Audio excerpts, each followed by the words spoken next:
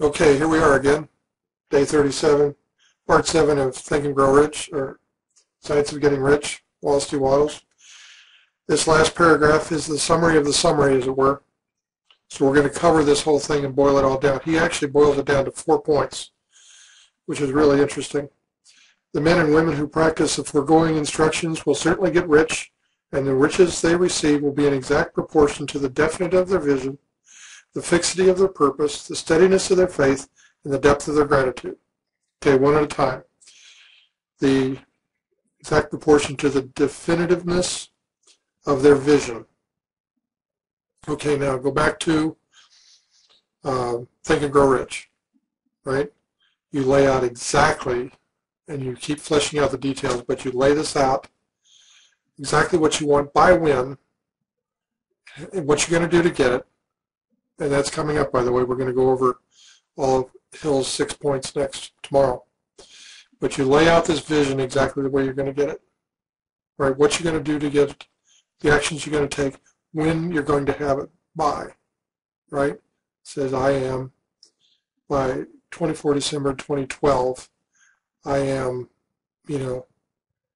or I have rackadoo $1 million annual income coming in because I have I've parlayed book writing into diversified income, right?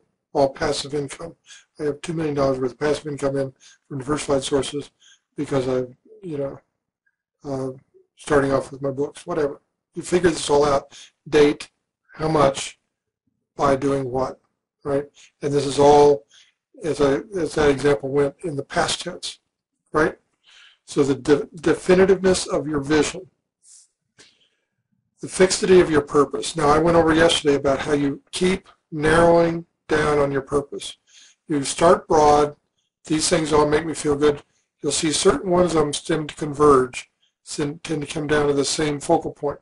Keep narrowing this down. You want to keep going from the big 97% throws away, down to the 3%, throw 97% of that away, throw down to the next 3% of that, till you get down to that 20 billionth part of what you started out with, and then you'll be very, but even then, as you go, you'll keep narrowing this down.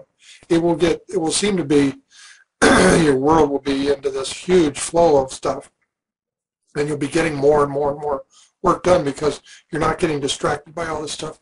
You're narrowing it down to exactly what you need to do. So the fixity of their purpose, right? You focus, right? The steadiness of their faith. Faith, again, is something you practice and get better at.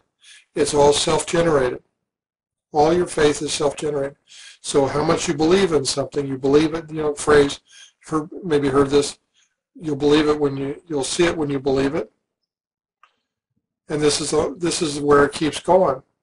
How much belief can you put in? How much faith can you put in something?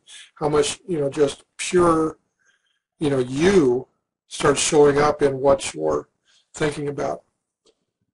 The steadiness of their faith. You develop this as a talent. You practice it, and you become rock solid in what you put your faith on. Again, this aligns with your purpose. It aligns with your vision. So this does tend to start saying this is a four-way funk here, or a system. The third part of it is to practice your faith. Unwavering, definite steadiness of your faith. Last point is the depth of your gratitude. Gratitude, as I said, probably the best parallel I've seen with this is Earl Nightingale's calm, cheerful expectancy. Right? Your gratitude is the point that you've got everything figured out, you know it's coming in, and you're calm about it, you're expecting it, and it makes you a little bit happy. Right? Calm, cheerful expectancy. That's my definition right now for gratitude, which is subbed in there. Okay, so you got your 4 things here. You're going to have your vision, purpose, your faith, and your gratitude. Get those 4 points in, and according to this science of getting rich, you'll have it made in the shade. Okay, that wraps up the science of getting rich, the summary of the science of getting rich. And thanks for being with me tonight.